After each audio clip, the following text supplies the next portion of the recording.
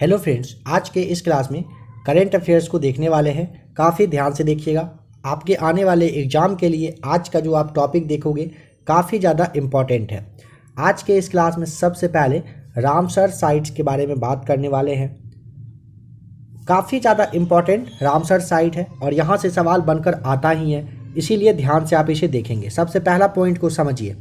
1971 यानी कि 1971 में ईरान का शहर था रामसर। यहाँ पर आर्द्र भूमि को बचाने के लिए एक सम्मेलन हुआ था। रामसर सूची का उद्देश्य क्या है? आर्द्र भूमि के एक अंतर्राष्ट्रीय तंत्र का विकास और रखरखाव करना है, जो वैश्विक विविधता के संरक्षण और उसके पारिस्थितिकी तंत्र के घटकों, प्रतिक्रियाओं और लाभों के रखरखाव के माध्यम से मानव जीवन को बनाए रखने के लिए महत्वपूर्ण है। बिहार के बेगूसराय जिले में स्थित कांवरताल झील को बिहार का पहला रामसर साइट घोषित किया गया है। कब? वर्ष 2020 में। बिहार का बेगूसराय जिला आप जान रहे हो ना, यहाँ पर एक झील है, क्या नाम है? कांवरताल। इसको बिहार का पहला रामसर साइट घोषित किया गया है वर्ष 2020 में। सबसे पहला नहीं, दूसरा सवाल कहिए कि यही बनकर आएगा इनमें से, और पहला वाला आएगा कि ईरान के शहर रामसर में आर्द्र भूमि को बचाने के लिए सम्मेलन हुआ था। यहाँ पे पूछा जाता है किस ईस्वी में? 1971 में। कहाँ पर? ईरान के रामसर में। किस चीज़ को बचाने के लिए हुआ था? तो आर्द्र भूमि को बचाने के लिए। सबसे पहला तो सवाल यहाँ से। सेकेंड क्या है? बिहार का जो बेगूसराय का कांवरताल झील है, इसको बिहार का पहला रामसर साइट घोषित किया गया है 2020 में। आशा करता हूँ कि आप इसे समझ पाए होंगे। अभी विश्व भर में रामसर साइट की कुल संख्या 2465 आपको बताना होता है। यह डेटा कब का है इसे आप ध्यान रखिएगा। 25 अक्टूबर 2022 तक का ये डेटा आपको दिया जा रहा है, इसे जरूर ध्यान रखिएगा। नेक्स्ट पॉइंट है, भारतीय रामसर साइट को नेटवर्क दक्षिण एशिया में सबसे बड़ा हो गया है, इसका जो नेटवर्क है। ठीक है, भारत में अब तक टोटल 75 यानी कि 75 रामसर साइट है। भारत का सबसे बड़ा रामसर साइट आर्द्र भूमि पूछेगा, सुंदरवन कोलकाता में है। ध्यान रखेंगे, भारत का सबसे बड़ा रामसर साइट कहाँ पर? तो सुंदरवन कोलकाता में है। भारत का सबसे छोटा रामसर साइट पूछा जाता है तो रेणुका आर्द्र भूमि, हिमाचल प्रदेश आप बताएंगे। सबसे बड़ा के लिए आपको सुंदरवन जाना होगा कोलकाता, और सबसे छोटा के लिए आपको हिमाचल प्रदेश का रेणुका आर्द्र भूमि को देखना होगा। ध्यान रखिएगा। भारत में सबसे अधिक जो आर्द्र भूमि है ये कहाँ पर? झारखंड राज्य आपको बताना होता है। भारत में सर्वाधिक अगर रामसर साइट पूछेगा तमिलनाडु में है, कितना? 14 बताना होता है। उत्तर प्रदेश में पूछेगा तो 10 रामसर साइट हैं। देखिए 2021 और 22 में जो रामसर साइट बने हैं समझिए। 2021 में बना था हैदरपुर उत्तर प्रदेश में, थूल झील बना था गुजरात का, वधावन बना था गुजरात का, सुल्तानपुर राष्ट्रीय उद्यान बना था हरियाणा का, भिंडावास वन्यजीव अभ्यारण्य बना था हरियाणा का। फिर से देखिए, हैदरपुर उत्तर प्रदेश वाला, थूल झील गुजरात वाला, साथ ही साथ वधावन है गुजरात में, यह दोनों बना था, और हरियाणा में दो है, कौन सा? सुल्तानपुर और भिंडावास वन्यजीव अभ्यारण्य। अब आते हैं 2022 में, यानी कि लेटेस्ट जो अभी रामसर साइट बने हैं, सवाल यहाँ से आपको पूछा जाएगा। बखिरा वन्यजीव अभ्यारण्य उत्तर प्रदेश, ध्यान रखिएगा। गुजरात का आपको ध्यान रखना है खिजरिया पक्षी अभ्यारण्य। देखिए बजीरा उत्तर प्रदेश और खजरिया करके है जो कि पक्षी अभ्यारण्य है, ये गुजरात में है। तमिलनाडु में यहाँ पे आप सबसे पहले देखिए, तमिलनाडु में कौन कौन सा? कीरीकली पक्षी अभ्यारण्य है तमिलनाडु में। पल्लीकरनई मार्श रिजर्व फॉरेस्ट है तमिलनाडु में। पिचवरम मैंग्रोव है कहाँ पर?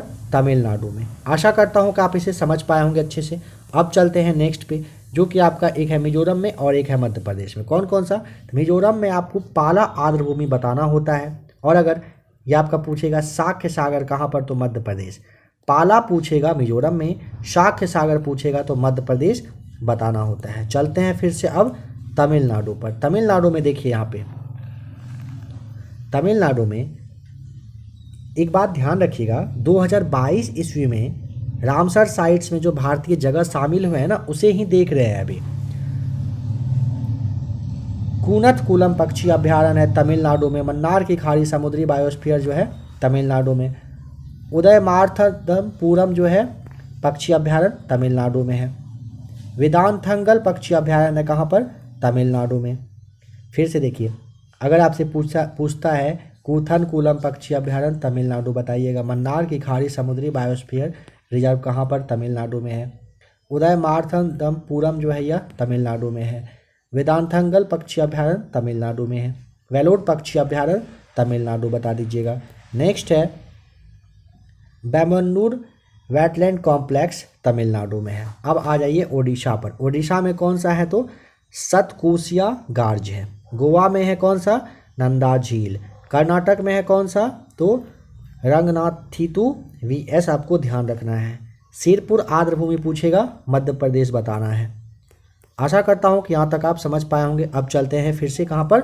ओडिशा पर। ओडिशा में कौन सा है? टम्पारा झील, साथ ही साथ हीराकुंड रिजर्व और आपका अनसुपा झील, जो कि 2022 में रामसर साइट्स में ये सब शामिल हो चुके हैं।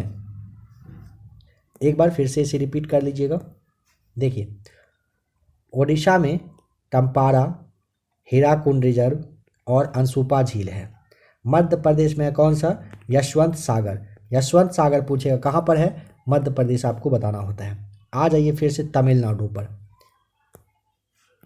तमिलनाडु में है चित्रागुंडी पक्षी अभयारण्य, सुचिंद्रम थिरूर वेटलैंड कॉम्प्लेक्स, वडुवुर पक्षी अभयारण्य और कांजीरकुलम पक्षी अभयारण्य। ये सभी कहाँ पर? तो तमिलनाडु में है। कौन कौन सा है तमिलनाडु में? फिर से देखेंगे।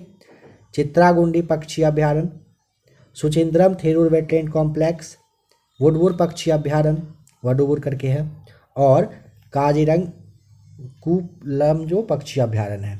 तमिलनाडु में आपको याद है ना, अभी स्टार्टिंग में कहा गया था करिकिली पक्षी अभयारण्य था, पिल्लर कनई था, पिचवरम मैंग्रोव था तमिलनाडु में ही।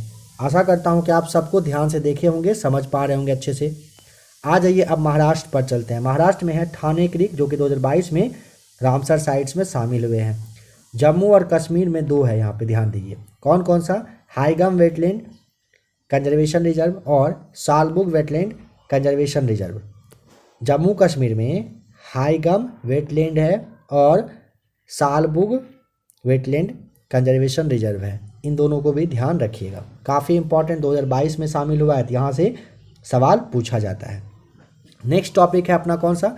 संयुक्त राष्ट्र सुरक्षा परिषद के नवीनतम और अस्थायी सदस्य देश। देखिए, इक्वाडोर, जापान, माल्टा, मोजाम्बिक और स्विट्जरलैंड को संयुक्त राष्ट्र सुरक्षा परिषद के 2023-24 के कार्यकाल के लिए और अस्थायी अध्यक्ष की मतलब जो अस्थायी सदस्य होते हैं उसके रूप में चुना गया है। ये देश 1 जनवरी 2023 से भारत, आयरलैंड, केन्या, मेक्सिको और नॉर्वे की जगह ले लेंगे। कब से? 1 जनवरी 2023 से ये सब देश कौन कौन से? इक्वाडोर, जापान, माल्टा, मोजाम्बिक और स्विट्जरलैंड जो है ना, ये सब क्या बनेंगे? तो संयुक्त राष्ट्र सुरक्षा परिषद के और अस्थायी सदस्य बनने वाले हैं। ये सब ना भारत, आयरलैंड, केन्या, मेक्सिको और नॉर्वे की जगह लेंगे, क्योंकि 2 वर्षों का टाइम इन सारे देशों का खत्म हो रहा है। भारत 8 बार संयुक्त राष्ट्र सुरक्षा परिषद का सदस्य रहा है। वर्तमान में भी भारत 31 दिसंबर 2022 तक सुरक्षा परिषद का और अस्थायी सदस्य बना हुआ है। अब देखते हैं चक्रवात और उससे जो प्रभावित एरिया रहा है, यहाँ से भी सवाल आपके एग्जाम में पूछा जाता है। लेटेस्ट सारा डेटा आपको दिया जा रहा है। देखिए, यहाँ पे मुख्य तत्व एवं प्रभावित जो एरिया था और नाम किस देश के द्वारा दिया गया था, जो इम्पोर्टेंट है। शीतरंग जो है बांग्लादेश को प्रभावित किया था, थाईलैंड के द्वारा नाम दिया गया था। नानमाडोल जो है ये जापान में आया था। माँ आनने फिलीपींस में आया था, हांगकांग के द्वारा ये कहिए कि नाम दिया गया था। मैगी जो है ये आपका फिलीपींस, ध्यान रख लेना है। असनी के बारे में पूछेगा तो असनी आया था कहाँ पर? अंडमान निकोबार में, श्रीलंका के द्वारा नाम दिया गया था। इमनाती व बत्सिराई करके है, ये मेडागास्कर में आया था। गुलाब जो है आंध्र प्रदेश और उड़ीसा को काफ़ी ज़्यादा प्रभावित किया था, पाकिस्तान के द्वारा नाम दिया गया था। जवात जो है आंध्र प्रदेश और पश्चिम बंगाल को प्रभावित किया था, सऊदी अरब ने जवात नाम दिया था। तुकाते नाम ध्यान रखिएगा, म्यांमार के द्वारा तुकाते नाम दिया गया था, ठीक है, इस तरह से समझेंगे। और ये ना गुजरात, महाराष्ट्र, गोवा, कर्नाटक और केरल को काफ़ी ज़्यादा प्रभावित किया था। यास आपको ध्यान होगा, चक्रवाती तूफान जो था यास, ये ना पश्चिम बंगाल और उड़ीसा को प्रभावित किया था, ओमान के द्वारा ये नाम दिया गया था यास। बुरेबी तमिलनाडु और केरल को प्रभावित किया था, मालदीव के द्वारा नाम दिया गया था। निसर्ग को ध्यान रखेंगे, अरब सागर से उठा था, महाराष्ट्र और गुजरात को प्रभावित किया था, बांग्लादेश के द्वारा इसका नाम दिया गया था निसर्ग। निवार को ध्यान रखिएगा, निवार तमिलनाडु और आंध्र प्रदेश को प्रभावित किया था, ईरान ने इसका नामकरण किया था। अम्फान आया था तटीय राज्यों में, ठीक है, जैसे कि पश्चिम बंगाल उड़ीसा वगैरह है ना, समुद्र तट के किनारे वाले राज्य जो है, यहाँ पे अम्फान ने काफ़ी खतरनाक प्रभाव दिखाया था और थाईलैंड के द्वारा इसका नाम दिया गया था। ओखी को ध्यान रखिएगा, दक्षिण भारत के एरिया में आया था और ये बांग्लादेश के द्वारा नाम दिया गया था। एक आया था फैनी, फैनी जो है बंगाल की खाड़ी के आसपास का क्षेत्र में आया था और बांग्लादेश के द्वारा इसका नाम दिया गया था। शाहीन आपको नाम ध्यान रखना है, शाहीन का जो नामकरण है ये कतर देश ने किया था, महाराष्ट्र और गुजरात को ये प्रभावित किया था। भारत सरकार के आगामी जो लक्ष्य क्या क्या है इसे देखेंगे, काफ़ी इंपॉर्टेंट टॉपिक यह भी है। देखिए, भारत द्वारा नेट जीरो का लक्ष्य रखा गया है, वर्ष 2070 तक में कंप्लीट करना है। उर्वरक क्षेत्र में आत्मनिर्भर बनाने का लक्ष्य 2023 तक में क्लियर करना है। पेट्रोल में एथेनॉल 20% मिश्रित करने का लक्ष्य 2025 तक है। सबके लिए आवास मुहैया कराने का लक्ष्य वर्ष 2024 तक रखा गया था, 24 तक रखा गया है, ठीक है। ब्रॉड गेज रूट को 100% विद्युतीकरण करने का लक्ष्य 2023 तक। भारतीय अर्थव्यवस्था को $5 ट्रिलियन इकोनॉमी बनाने का लक्ष्य 2024-25 तक का है। भारत को टीबी मुक्त बनाने का लक्ष्य रखा गया वर्ष 2025 तक। कुल कार्बन उत्सर्जन में 1 अरब टन की कमी कर देना है वर्ष 2030 तक में। भारत सरकार के द्वारा ये सारे रखे गए, मतलब कहिए कि लक्ष्य हैं, आने वाले लक्ष्य हैं। भारत में पूर्ण रूप से मलेरिया का उन्मूलन होने का लक्ष्य 2030 तक। कुल वाहनों में 30% इलेक्ट्रिक वाहन का जो लक्ष्य रखा गया है 2030 तक। HIV एड्स का उन्मूलन भी 2030 तक। भारतीय रेलवे को ग्रीन रेलवे बनाने का लक्ष्य रखा गया है वर्ष 2030 तक। भारत को ऊर्जा स्वतंत्र बनाने का लक्ष्य वर्ष 2047 तक में रखा गया है। नेक्स्ट टॉपिक है आयोजन का जो जगह है, किस देश में कौन सा खेल का आयोजन होना है। यहाँ से सवाल पूछा जाता है और काफ़ी ज़्यादा कंफ्यूजिंग टॉपिक रहता है, डेट में काफ़ी लोग कंफ्यूज करते हैं। देखिए, फीफा अंडर 17 महिला विश्व कप भारत आयोजन स्थल है और 2022 में होना था। फीफा क्लब फुटबॉल विश्व कप चीन के द्वारा 2022 में, सबसे पहले आप यहाँ से ऐसे देख लीजिए ना, यहाँ से लेकर यहाँ तक 2022 में है, ठीक है। और कौन कौन सा देश करने वाला है ये सब आयोजित, इसे देखेंगे।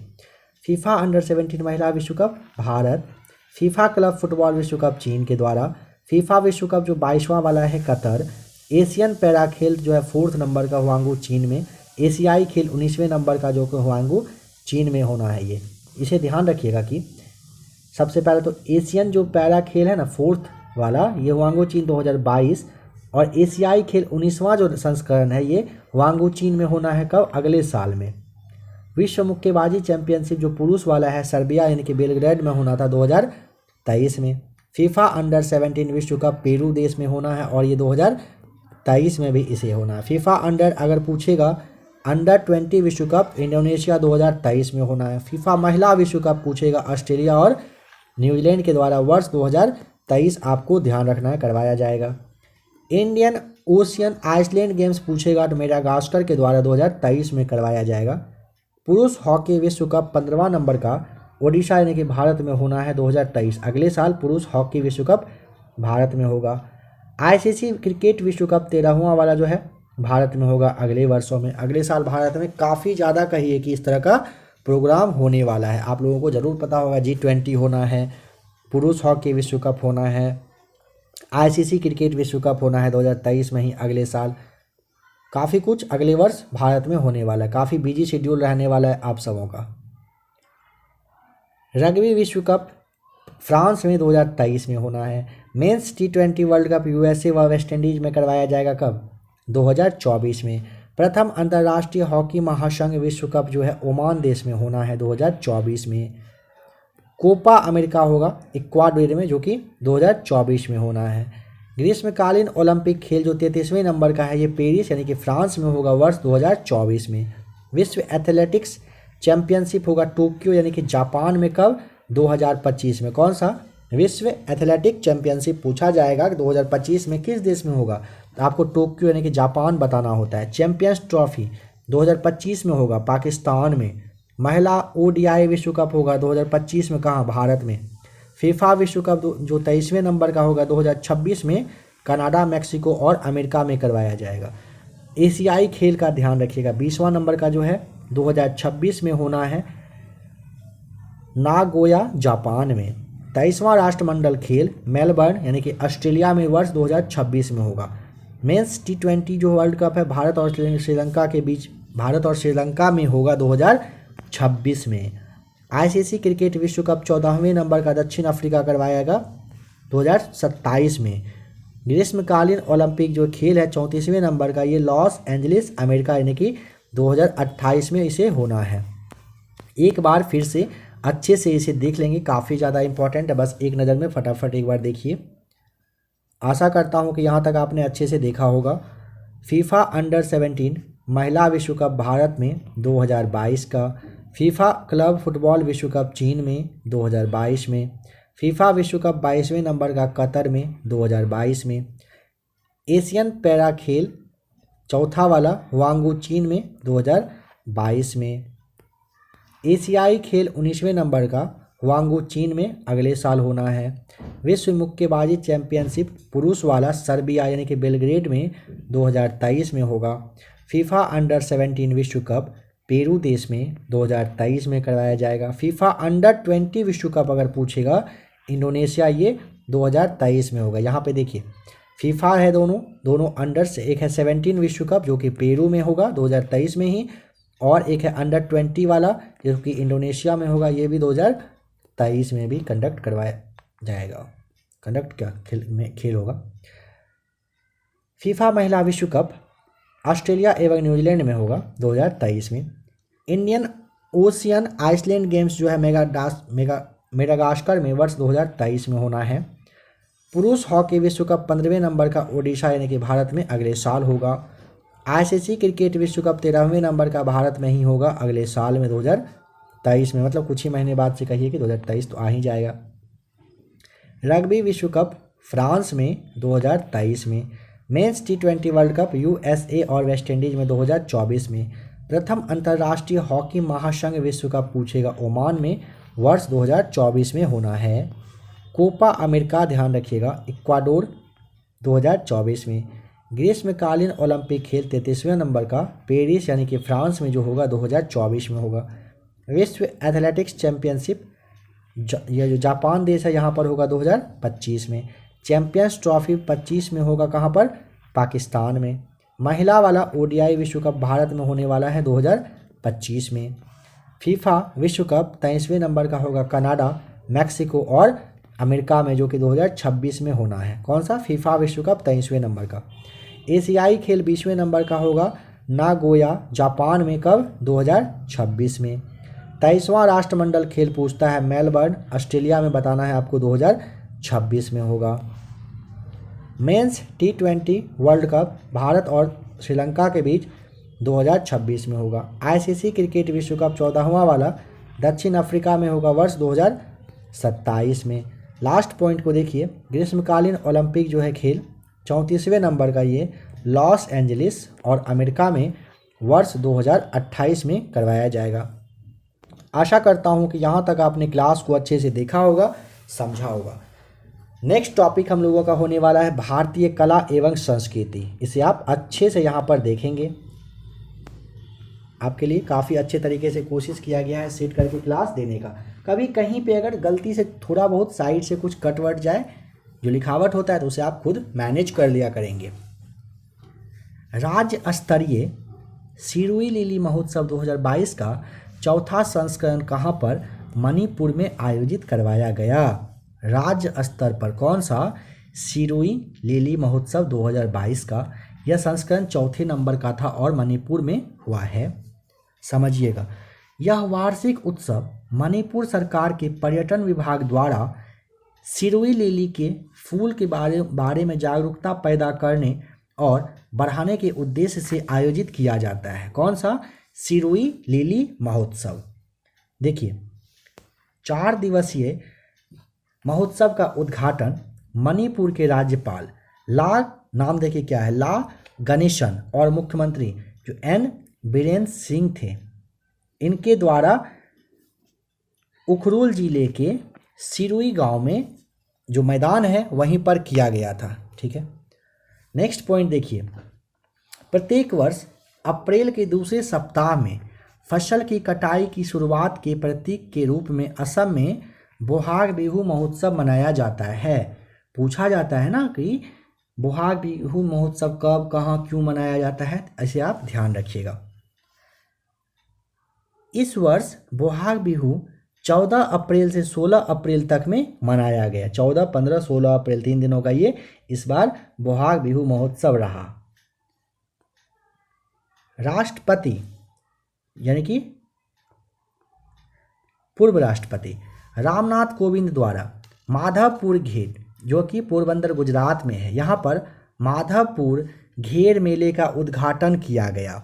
पूछा जाता है कि माधवपुर घेर मेले का उद्घाटन कहाँ पर, पोरबंदर गुजरात में हुआ था, कोविंद साहब किए थे।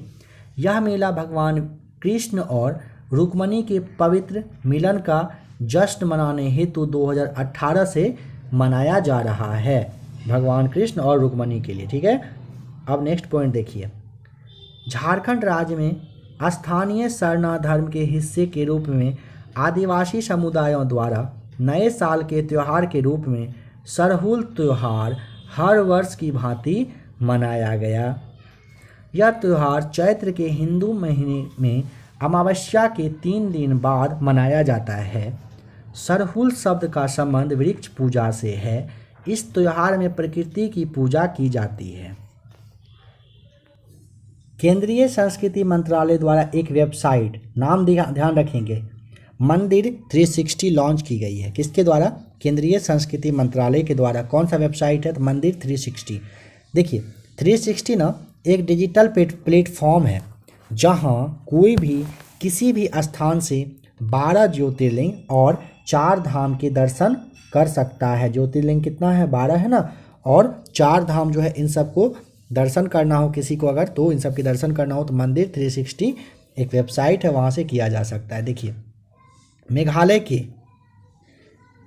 जिंग किंग जेरी या लिविंग रूट ब्रिज को संयुक्त राष्ट्र शैक्षिक, वैज्ञानिक और सांस्कृतिक संगठन, नाम क्या है? यूनेस्को, विश्व विरासत स्थलों की अस्थायी सूची में शामिल कर लिया है। महाराष्ट्र के कोंकण क्षेत्र में जियोग्लिफ्स, आंध्र प्रदेश के लेपाक्षी में श्री वीरभद्र मंदिर और मोनोलिथिक बुल यानी कि नंदी के बारे में कह रहा है कि इन्होंने भी 2022 में इस अस्थायी सूची में क्या किया है? अपना जगह बना लिया है। केंद्रीय संस्कृति और पर्यटन मंत्री जी किशन रेड्डी ने नई दिल्ली में इंदिरा गांधी राष्ट्रीय कला केंद्र में जो है ईशान मंथन नामक उत्तर पूर्व उत्सव का उद्घाटन किया। ईशान मंथन पूर्वोत्तर भारत के बहुवचन भावों का जश्न मनाने का एक प्रयास है। इसे नॉर्थ ईस्ट ब्रेन स्टॉर्मिंग के रूप में समझा जा सकता है। केंद्रीय महिला और बाल विकास मंत्री स्मृति ईरानी द्वारा दिल्ली के लाल किले में मेगा लाल किला महोत्सव भारत भाग्य विधाता का उद्घाटन किया गया। इस उत्सव का आयोजन केंद्रीय संस्कृति मंत्रालय द्वारा आज़ादी का अमृत महोत्सव के हिस्से के रूप में किया गया। देखिए पश्चिम बंगाल में वसंत के मौसम की शुरुआत का प्रतीक रंगों का त्यौहार डोल उत्सव या डोल जात्रा मनाया जाता है, जो भगवान कृष्ण और राधा को समर्पित है। ध्यान रखिएगा, पश्चिम बंगाल में डोल महोत्सव का ही उत्सव या फिर डोल जात्रा मनाया जाता है। ये भगवान कृष्ण के, जो भगवान कृष्ण हैं और जो राधा है ना, इनको समर्पित एक कहिए कि यात्रा होता है, वसंत उत्सव मनाया जाता है। हरियाणा के फरीदाबाद जिले के सूरजकुंड में 35वां अंतर्राष्ट्रीय शिल्प मेला का उद्घाटन हरियाणा के राज्यपाल बंडारू दत्तात्रेय व मुख्यमंत्री मनोहर लाल खट्टर के द्वारा किया गया। इस वर्ष का जो थीम था राज्य का, ये थीम राज्य जो रहा है जम्मू और कश्मीर रहा है। देखिए नेक्स्ट पॉइंट है, बोध गया में भगवान बुद्ध की शयन मुद्रा में भारत की सबसे लंबी प्रतिमा निर्माणाधीन है, मतलब बन रही है।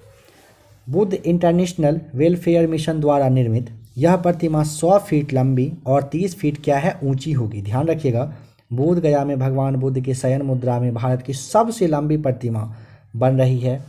बुद्ध इंटरनेशनल वेलफेयर मिशन आपको यहाँ पे ज़रूर याद रखना होगा।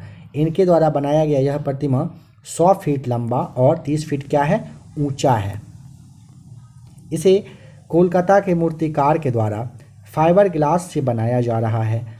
भगवान बुद्ध की विशाल प्रतिमा फरवरी 2023 से भक्तों के दर्शन के लिए चालू हो जाएगा, मतलब कुछ ही महीनों में ये चालू होने वाला है। केंद्रीय मत्स्य पालन, पशुपालन और डेयरी मंत्री पुरुषोत्तम रूपाला ने सागर परिक्रमा नामक समुद्री मात्स्यिकी क्षेत्र की संपत्ति का प्रदर्शन कार्यक्रम शुरू किया है। सागर परिक्रमा का पहला चरण जो है गुजरात के मांडवी में शुरू हुआ और गुजरात के पोरबंदर में ये समाप्त हो गया। अब देखेंगे हैरत। हैरत कहिए या हरा कहिए, जो कि शिव की रात होती है, यानी कि महाशिवरात्रि। जम्मू और कश्मीर, मतलब जम्मू और कश्मीर के कश्मीरों पंडितों के द्वारा मनाए जाने वाला मुख्य त्यौहार है। कौन सा? हेरत। नाम ध्यान रखिएगा। यह त्यौहार भगवान शिव और देवी उमा यानी कि पार्वती की शादी की सालगिरह के प्रतीक के रूप में मनाया जाता है। कौन सा? हेरत। ध्यान रखिएगा, भगवान शिव और देवी उमा, जिसे आप पार्वती के नाम से जानते हैं, इनके शादी का जो सालगिरह होता है, एनिवर्सरी, इनके लिए मनाया जाता है। इसी का प्रतीक है यह।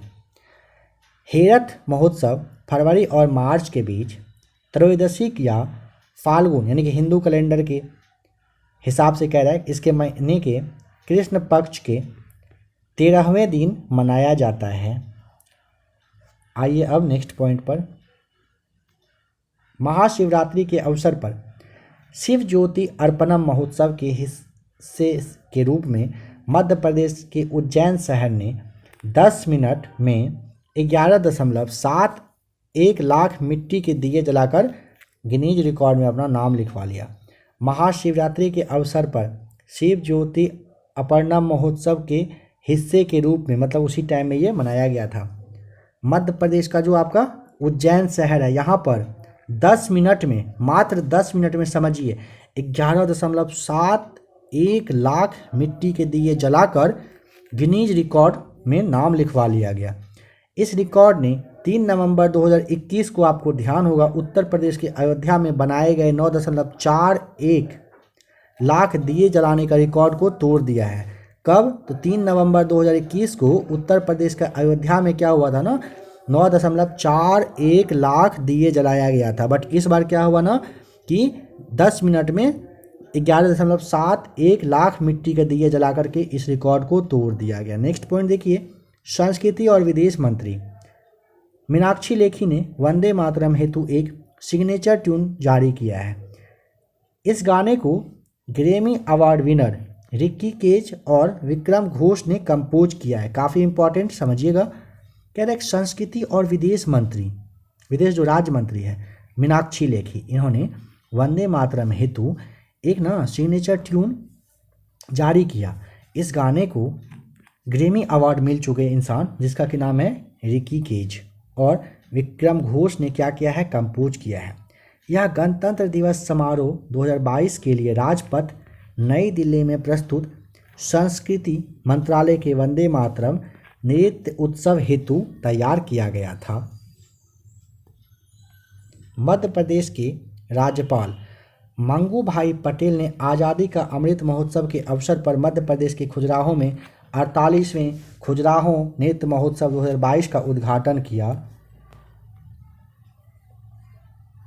इस वर्ष के आयोजन में महिलाओं हेतु सुरक्षित पर्यटन परियोजना के तहत 5 किलोमीटर दिल खेल के घूमो मैराथन का भी आयोजन किया गया था।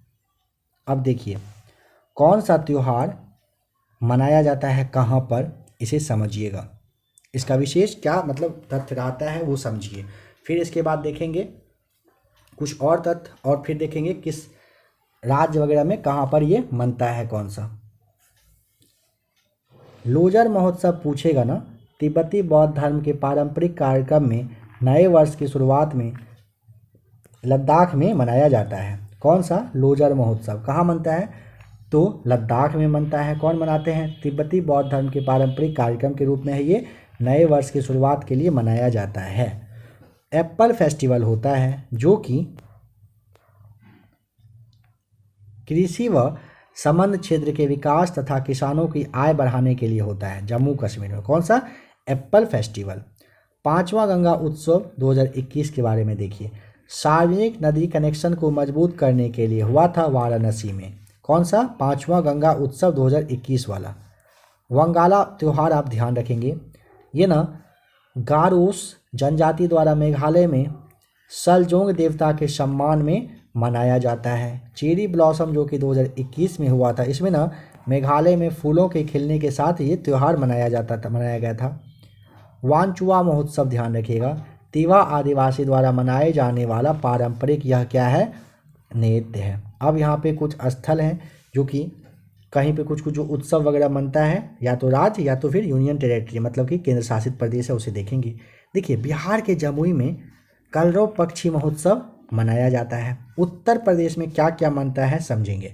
सबसे पहले सिद्धार्थनगर में काला नमक चावल महोत्सव मनाया जाता है। झांसी में स्ट्रॉबेरी महोत्सव बनता है। लखनऊ में गुड़ महोत्सव बनता है।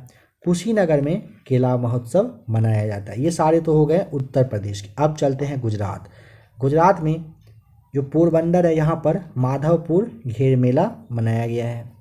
राजस्थान चलिए, राजस्थान का जो पोखरन है, मारू महोत्सव यहाँ पर मना था। चलते हैं असम। असम में क्या था? बेखो उत्सव, बोहाग बिहू महोत्सव था, चाय महोत्सव था और शिल्पग्राम महोत्सव, ये सारे मनाए गए। कहाँ पर? असम में। झारखंड में सरहुल त्यौहार मनाया जाता है, जरूर पता होगा आपको। पश्चिम बंगाल में डोल उत्सव कहिए या फिर डोल यात्रा मनता है, 11वां संस्कृति महोत्सव था यह। उत्तराखंड में देखिए, उत्तराखंड में हरेला उत्सव, फूलदेई त्यौहार।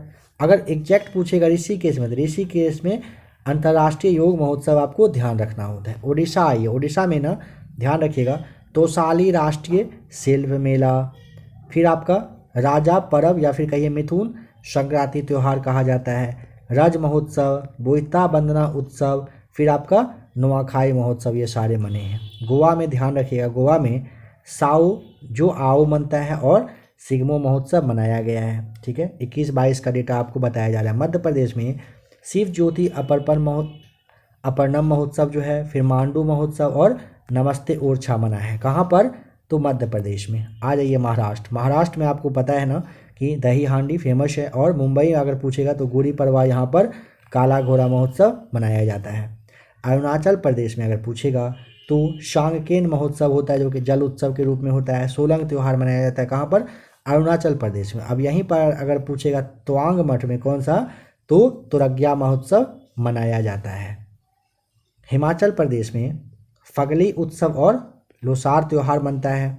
मणिपुर में सिरुई लिली महोत्सव, याओशांग महोत्सव, Kachai lemon festival, cherry blossom festival बनता है। कहाँ पर? मणिपुर में। आंध्र प्रदेश को देखिए, आंध्र प्रदेश में कुनुमा महोत्सव, राष्ट्रीय संस्कृति महोत्सव 2022।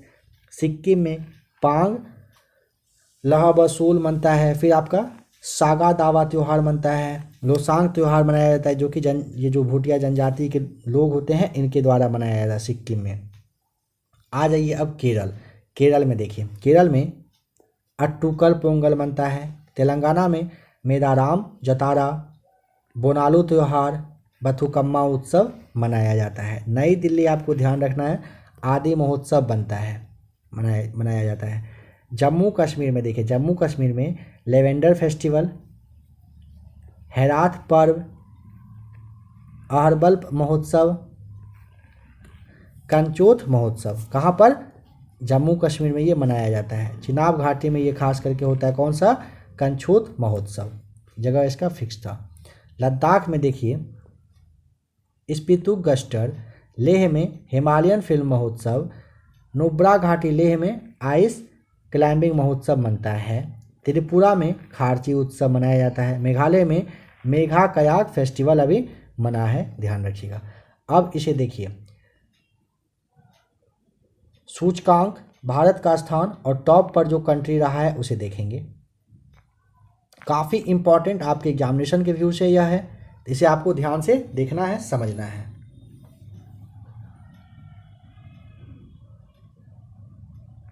एक मिनट जरा सा वेट करेंगे।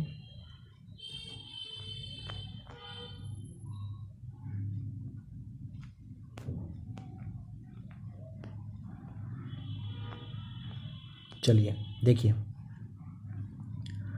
इंटरनेशनल इकोनॉमिक रेसिलियंस रैंक 2021 में भारत का स्थान रहा है सेकेंड और टॉप पर रहा है कौन सा? जर्मनी। द वेल्थ रिपोर्ट 2022 में भारत रहा है तीसरे नंबर पर, अमेरिका रहा है टॉप पर। अक्षय ऊर्जा देश आकर्षण सूचकांक में भारत है तीसरे नंबर पर, अमेरिका रहा है टॉप पर। एशिया पावर इंडेक्स 2021 में भारत का स्थान है चौथा, अमेरिका रहा है टॉप पर। ग्लोबल क्लाइमेट रिस्क इंडेक्स 2021 में भारत का स्थान है सातवां, टॉप पर रहा है मोजाम्बिक। नेक्स्ट है विश्व निवेश रिपोर्ट 2021 में भारत का स्थान है नौवां, टॉप पर रहा है अमेरिका। जलवायु परिवर्तन प्रदर्शन सूचकांक 2022 में भारत है 10वें नंबर पर, टॉप पर है डेनमार्क। वैश्विक साइबर सुरक्षा सूचकांक में भारत है 10वें नंबर पर, अमेरिका है टॉप पर। ग्लोबल ड्रग पॉलिसी इंडेक्स 2021 में भारत का स्थान है 18वां और नॉर्वे रहा है टॉप पर। ग्लोबल स्टार्टअप इकोसिस्टम इंडेक्स 2021 में भारत है 20वें नंबर पे, टॉप पे अमेरिका। एक्सपेट इनसाइडर रैंकिंग 2022 में भारत है 36वें नंबर पर, मैक्सिको है टॉप पर। वैश्विक प्रतिस्पर्धा क्षमता सूचकांक 2022 में भारत है 37वें पर, टॉप पर है डेनमार्क।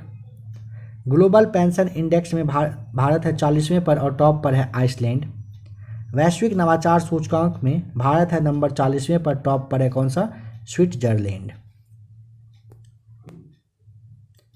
वैश्विक बौद्धिक संपदा 2022 में भारत है 43वें पर, अमेरिका है टॉप पर। वर्ल्ड डेमोक्रेसी इंडेक्स में 46वें नंबर पर भारत, नॉर्वे है टॉप पर। समावेशी इंटरनेट सूचकांक 2021 में भारत है 49वें पर, स्वीडन है टॉप पर।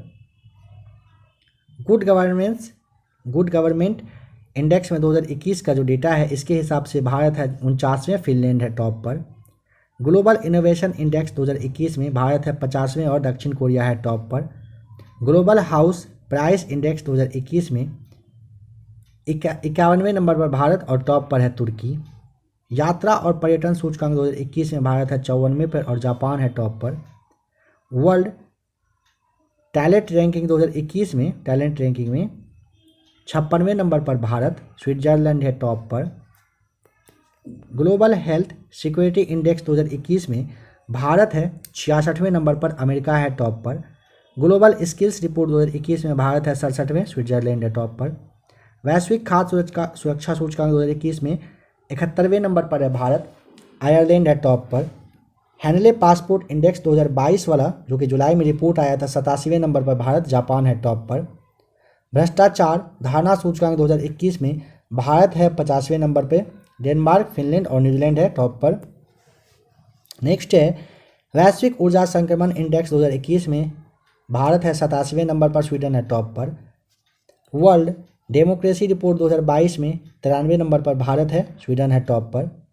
ग्लोबल इकोनॉमिक फ्रीडम इंडेक्स 2020 में भारत है 105वें नंबर पर और हांगकांग है नंबर टॉप पर। ग्लोबल हंगर इंडेक्स 2022 में भारत है 107वें पर, चीन है टॉप पर।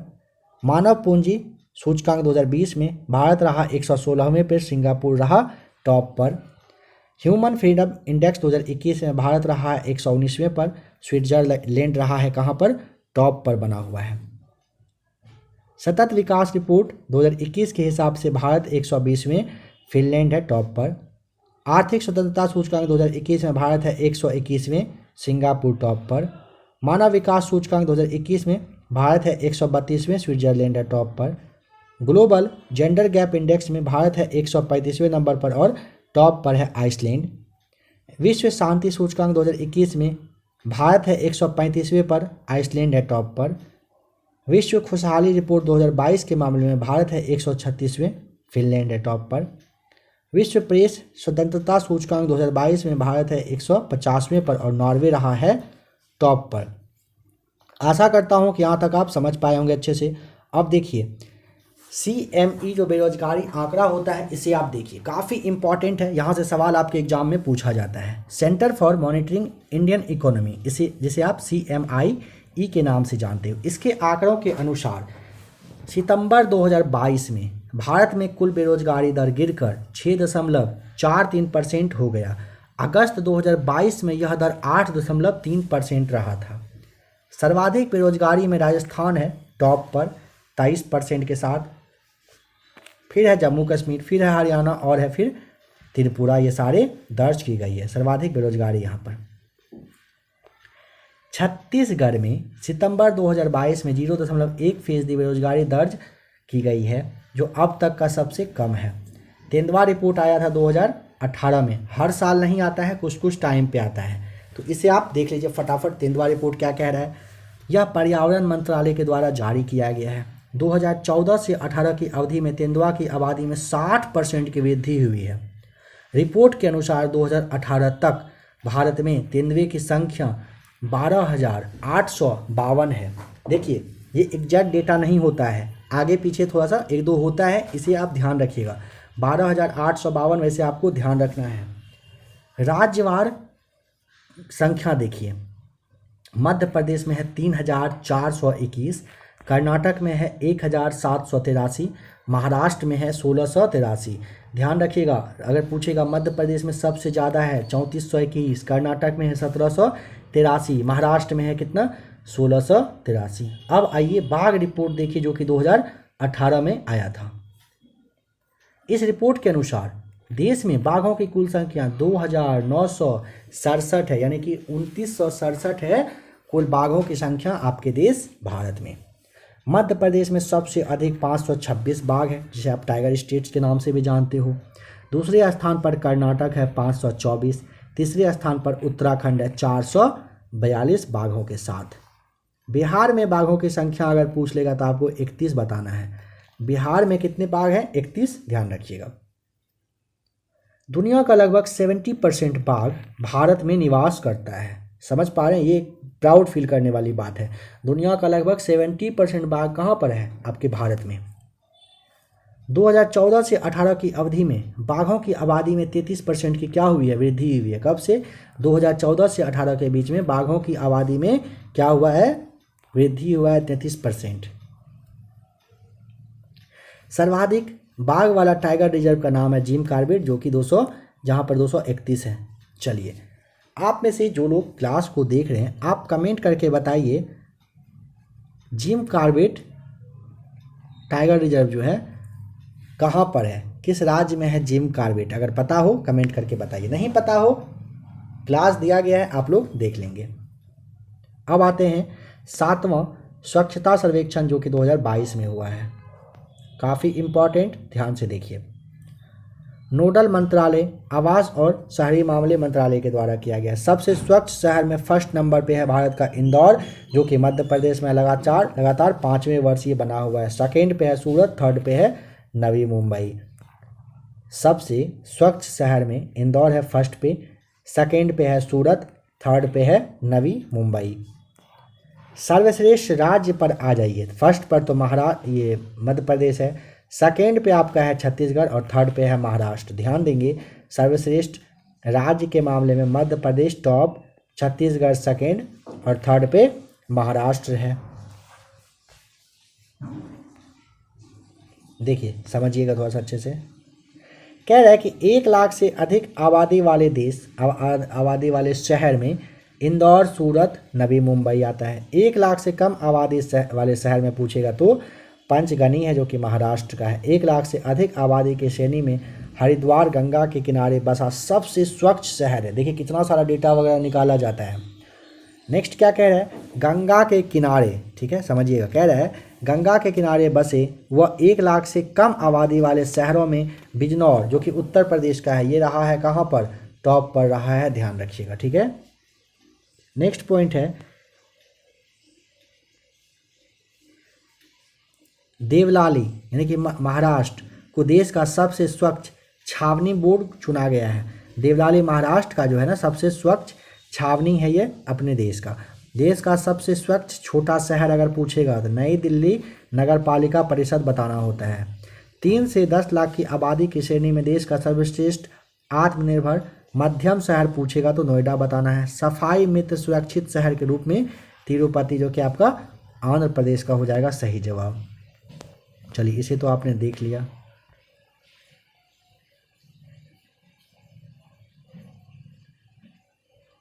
इसे भी देख लीजिए। IPF स्मार्ट पुलिसिंग इंडेक्स 2021 में जो जारी करता रहा भारतीय पुलिस फेडरेशन के द्वारा किया गया है, यानी कि IPF के द्वारा। प्रथम रैंक पर आंध्र प्रदेश का पुलिस, सेकंड पर रहा है तेलंगाना का, 28वें पर रहा है उत्तर प्रदेश का और अंतिम पे रहा है Bihar police. The world university ranking 2022 को देखिए, जारीकर्ता कौन है? टाइम्स हायर एजुकेशन, यानी कि द के द्वारा किया गया है। भारत के सिर्फ 3 शिक्षा संस्थान ही जगह बना पाई है, IISc बेंगलुरु, IIT रॉपर और IIT इंदौर। बस इन 3 पॉइंट को आप ध्यान रखिएगा, आपका काम चलेगा यहाँ से। विश्व का टॉप विश्वविद्यालय कौन सा? प्रथम नंबर पे है ऑक्सफोर्ड विश्वविद्यालय। कहाँ का है? ब्रिटेन का है। एशिया यूनिवर्सिटी रैंकिंग 2022 समझिएगा, जारीकर्ता कौन है? सेम द के द्वारा, यानी कि टाइम्स हायर एजुकेशन ने किया है। रैंकिंग के अनुसार एशिया के शीर्ष 100 संस्थानों में से भारत के 4 विश्वविद्यालय शामिल हैं। कुल भारतीय संस्थान 71। देखिए, भारतीय संस्थान नंबर टॉप पे कौन सा है? तो भारतीय विज्ञान संस्थान बेंगलुरु, जो कि 42वें नंबर पर। JSS academy of higher education and research है, जो कि 65वें नंबर पर। भारतीय प्रौद्योगिकी संस्थान रोपड़, जो कि 68वें नंबर पर रहा है। QS वर्ल्ड यूनिवर्सिटी रैंकिंग 2023 को देखिए, कौन कौन सा विश्वविद्यालय है? तो Massachusetts institute of technology America का है, इसको टोटल 100 स्कोर पॉइंट मिला है। कैम्ब्रिज को मिला है यूके का 98.8 और स्टेफोर्ड यूनिवर्सिटी जो अमेरिका का, ऐसे मिला 98.5 स्कोर इस सब का रहा है। बेंगलोर का अगर पूछेगा तो 155वां रैंक रहा है। आपको जो IIT बॉम्बे है ये 172.5 इसका पॉइंट रहा है। IIT दिल्ली का 174 रहा है। फोर्ब्स रियल टाइम जो रिपोर्ट निकालता है 2022 का, देखिए विश्व का सर्वाधिक अमीर व्यक्ति एलन मस्क है और सेकेंड नंबर पर गौतम अडानी है। भारत के अमीर में मुकेश अंबानी है टॉप पर, सेकेंड पे आपका आ जाएगा गौतम अडानी, जो कि यहाँ पे आपका गलत हो जाएगा, है ना। भारत के अमीर में अगर देगा तो मुकेश अंबानी तो अब नहीं रहा टॉप पे यही ना है, जब विश्व के दूसरे नंबर पे हैं, ये आपको ध्यान रखना है। भारत में सबसे टॉप पर गौतम अडानी आ चुके हैं। भारतीय अमीर महिला पूछेगा तो सावित्री जिंदल बताना होता है, जो कि फाल्गुनी नायर हैं सेकेंड नंबर पर। आशा करता हूँ कि आपने इसे ध्यान से देखा होगा, समझा होगा। नेक्स्ट पॉइंट है नीति और विधेयक। चलिए इसे भी देखेंगे, मतलब देखेंगे, कंप्लीट करना है ना। यहाँ पे थोड़ा सा सबसे पहले राष्ट्रीय शिक्षा नीति 2022 को यहाँ पे आप क्लास को रोक करके अच्छे से पढ़ लीजिए, समझ लीजिए, काफ़ी इम्पॉर्टेंट है यह आपके लिए। चलते हैं नेक्स्ट, जो यहाँ पे देखिए क्या है, विद्युत संशोधन विधेयक 2022 है ना। तो आइए इसे देखते हैं अच्छे से, और वो भी यहाँ पे कह रहा है, ऊर्जा मंत्री RK सिंह ने 8 अगस्त को लोकसभा में विद्युत संशोधन विधेयक 2022 पेश किया, जिसमें बिजली वितरण क्षेत्र में बदलाव करने, नियामक तंत्र को मजबूत बनाने एवं व्यवस्था को सुसंगत बनाने का प्रस्ताव किया गया। विधेयक का यह उद्देश्य संचार की तर्ज पर बिजली के निजीकरण की अनुमति देना है। विधेयक के अनुसार ग्राहकों के पास बिजली के आपूर्तिकर्ता को चुनने का विकल्प होगा। यह विधेयक वितरण लाइसेंसधारी के वितरण नेटवर्क तक गैर भेदभावी खुली पहुंच की सुविधा हेतु विद्युत अधिनियम की धारा 42 में संशोधन करेगा। विधेयक के द्वारा एक नई धारा 60A जोड़ने का भी प्रावधान है, ताकि आपूर्ति के एक ही क्षेत्र में कई लाइसेंसधारियों के मामले में बिजली खरीद और क्रॉस सब्सिडी के प्रबंधन को सक्षम बनाया जा सके। यह जो बिल है अधिनियम की धारा 62 में संशोधन करती है, ताकि एक वर्ष में टैरिफ में ग्रेडेड रिवीजन के संबंध में प्रावधान किया जा सके। अब आइए सेकेंड यहाँ पे जो विधेयक है आपराधिक प्रक्रिया यानी कि पहचान विधेयक के नाम से भी आप इसे जानते हो, 2022 को देखिए। केंद्र सरकार ने 28 मार्च 2022 को लोकसभा में आपराधिक प्रक्रिया यानी कि पहचान विधेयक 2022 को पेश कर दिया। इसमें किसी अपराध में गिरफ्तार और दोष सिद्ध अपराधियों का रिकॉर्ड रखने हेतु अत्याधुनिक प्रौद्योगिकी के उपयोग की अनुमति देने का प्रावधान किया गया है।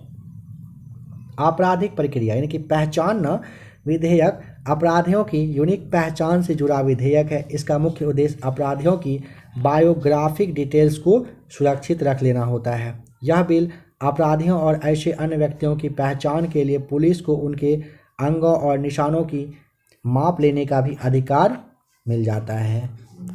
इसके अंतर्गत अपराधियों की उंगलियों के निशान, पैरों और हथेली के निशान, फोटोग्राफ, जैविक नमूने, आँख की पुतली, रेटिना स्कैन, दस्तखत और लिखावट से जुड़े सभी सबूतों को संरक्षित रख लिया जाएगा। इस विधेयक के अंतर्गत किसी भी निवारक निरोध कानून के तहत दोषी ठहराए गए, गिरफ्तार किए गए या पकड़े गए किसी भी व्यक्ति को पुलिस अधिकारी या जेल अधिकारी को माप देने की ज़रूरत होगी। इस विधेयक में मौजूदा कैदियों की पहचान अधिनियम 1920 को निरस्त कर दिया गया। पूर्व के कानून में केवल फिंगर एवं फुटप्रिंट लेने की ही इजाज़त थी।